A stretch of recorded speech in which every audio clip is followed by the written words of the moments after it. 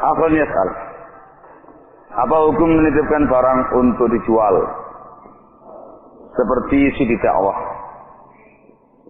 Buku terjemah berisi dakwah.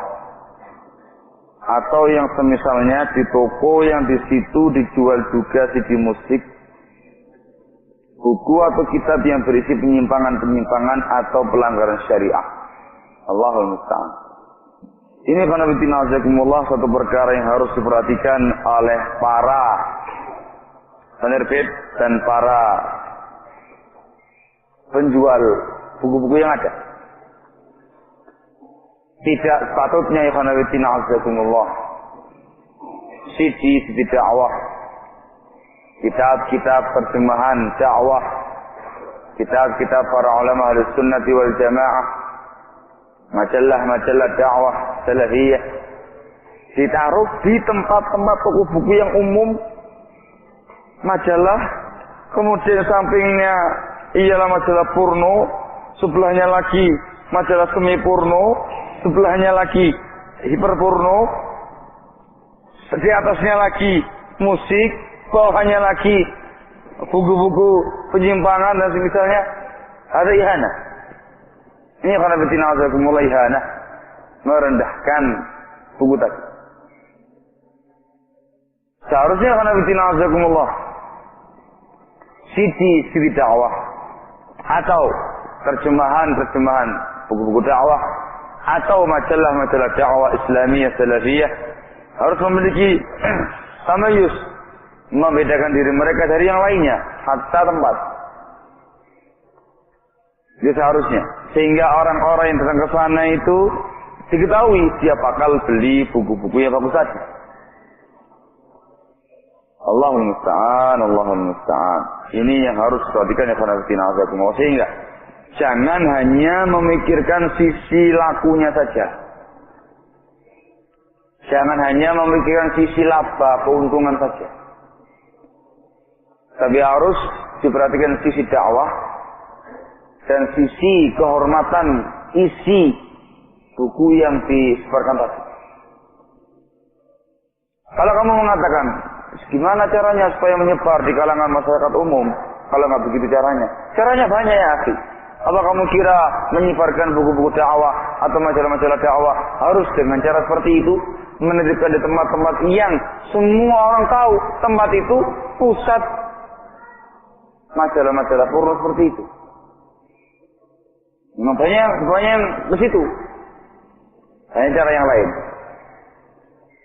Cara yang lain misalkan seseorang datang langsung ke instalasi, datang ke rumah sakit,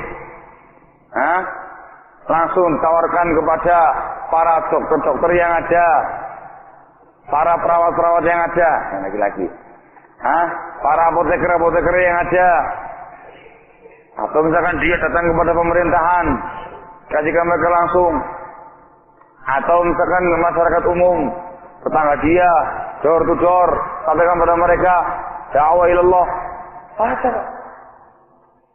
Dan itu cepat, aziz, mulia dia. Kenapa mereka berani sampai door to door, menyampaikan majalah-majalah porno seperti itu, atau majalah-majalah bid'ah, atau majalah-majalah hizbiyah, berani mereka door to door untuk masyarakat umum. Wa antum yang menyebarkan dakwah salafiyah, menyebarkan majalah salafiyah, majalah salafiyah ya, majalah salafiyah, yakni majalah yang berisikan dakwah salafiyah. Dia menyebarkan buku-buku terjemahan salafiyah, CD Ahlus Sunnah wal Jamaah dan semisalnya. Kenapa enggak pernah seperti itu? Harusnya lebih giat, lebih semangat untuk menyebarkannya di tengah-tengah masyarakat supaya mereka paham, supaya mereka tahu dan sampai kepada mereka. Yang kerja di perusahaan dimanfaatkan sebaya mungkin. Relasi-relasi dia, teman-teman dia, teman sejawatnya, teman kerjanya, teman baiknya, tawari. Mungkin awalnya malu, cobalah itu. Kamu niatkan untuk dakwah ilallah. Mungkin awalnya tolak sama dia, nggak ada masalah. Itu bukan tanggung jawab kamu. Teman kamu menyampaikan sama dia, fotokan sama dia. Ini buku, ada buku bagus ya aku. Coba kamu baca. Coba lihat. Kalau misalnya kamu melihat dia seakan-akan atau terkesan mulai ada sambutan, tapi masih malas-malas beli, sekali-kali hadiah dia untuk kamu. Ada di rumah, renungkan saya. Yang namanya dakwah ya butuh pengorbanan. Sehingga ketika kamu menyebarkan buku-buku dakwah, jangan mikir untungnya tok. Kalkulasi, saya ngambil 50 eksemplar, per eksemplarnya 5.000 dikalikan 50, berapa ya Pak? Berapa untungnya? 250.000, Masya Allah, makan sebulan. Jangan begitu. Jangan mata-mata itunya ya Pak. Tapi dakwah yang paling penting. Kalau misalkan kamu melihat pangsa pasar yang ada tadi itu memindaki, kamu kasih dia. Dalam rangka dakwah. Walaupun kamu harus kehilangan 10.000 atau 15.000, tapi kamu mendapatkan pahala besar insyaallah Subhanahu wa taala. La yahdiyallahu bika rajulan wahida khairul laka min humurin na'am. Kalau Allah Taala memberikan petunjuk kepada satu orang saja melalui kamu, itu lebih baik bagi kamu daripada humurun na'am, unta merah. Sehingga celah-celah dakwah itu banyak. Jangan kamu kira dakwah itu lewat forum-forum seperti ini saja. Dakwah itu banyak celahnya itu. Dan butuh pengorbanan. Butuh dana, butuh tenaga, butuh pikiran. Harta benda keluar semua. Dakwah itu namanya. Kalau mikirnya tuh kantongnya tok yang penuh begitu, yang penting laris manis. Yang penting sebelah saya laris manis. Nah, mikir situnya Allah musta'an. Hal karena Allah hanya memikirkan kepentingan pribadinya dengan tanpa memikirkan dakwah. Coba kalau misalkan masing-masing ikhwan di setiap daerah mereka berada, mereka gencar demikian menyampaikan ilmu kepada masyarakat melalui CD dakwah, melalui buku-buku terjemahan, melalui majalah, melalui brosur-brosur pengumuman ta'lim dan semisalnya kepada mereka, gencar begitu. Itu akan semakin semarak dan orang-orang semakin tahu dakwah itu, semakin tahu dakwah salaf itu apa. Ya, jangan kamu bayangkan mulus, mesti akan mendapatkan gangguan, mendapatkan rintangan. Bisa jadi di depan mata kamu mereka akan merobek-robek pengumuman tadi. Itu biasa. Yang namanya dakwah itu harus demikian. Mengalami ujian, mengalami cobaan dan rintangan. Itu biasa. Tapi yang paling penting ialah dakwah sampai kepada mereka. Sebagai i'tizar kita kepada Allah Subhanahu wa taala. Sebagai hujjah kita atas mereka di sisi Allah Subhanahu wa taala. Allahul musta'an, Allahul musta'an. Ya ikhwan azakumullah, yang terkadang belum begitu jauh dipikirkan oleh ikhwan kita. Mereka terkadang lebih mementingkan ikhwan sendiri. Ketika muncul buku baru yang target mereka ikhwan sendiri. Ada pun ikhwan sendiri, alhamdulillah taala sering mereka menawarkan dakwah, ceramah, daurah, muhadarah, CD ini, CD itu. Yang namanya dakwah itu nggak sempit hanya di kalangan ikhwan terbatas. Dakwah salafiyah, dakwah sunnati wal jamaah itu umum, mendunia ya Pak. Sehingga harus kamu sampaikan kepada masyarakat, sampaikan kepada umat, dan harus berani menanggung risiko, itu mesti. Jangan kamu bayangkan mulus, enggak mulus, banyak gangguannya.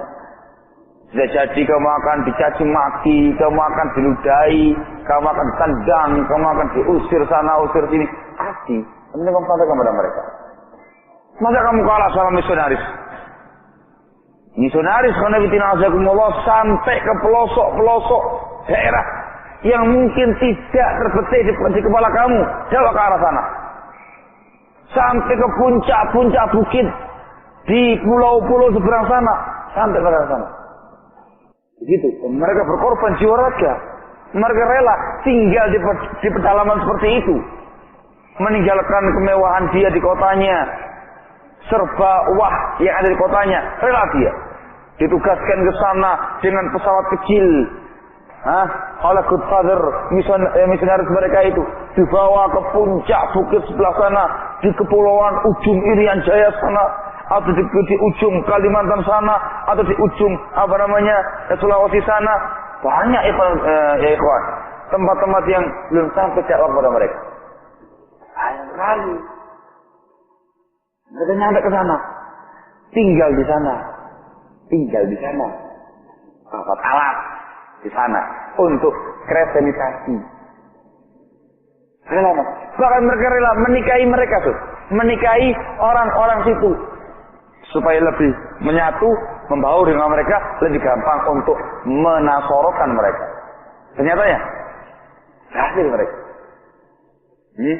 Itu jangan kamu kira mulus, itu biaya besar-besaran, internasional. Itu mereka harus berjuang, peluh keringat keluar semua dari mereka itu.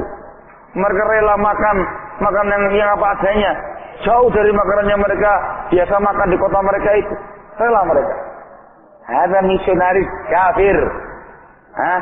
Kafir. Oke, kamu kena betina seorang yang hendak menyuruhkan dakwah salafiyah, dakwatul anbiya wal mursalin, tidak bisa seperti itu. Loh kenapa? Kenapa? Allahul musta'an.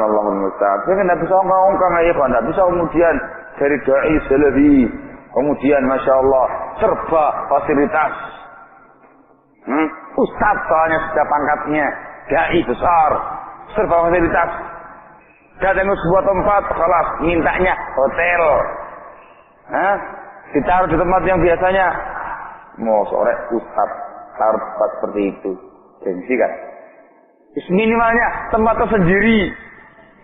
Ikhwan-ikhwan yang lainnya tidur di masjid, geletak kayak pindang.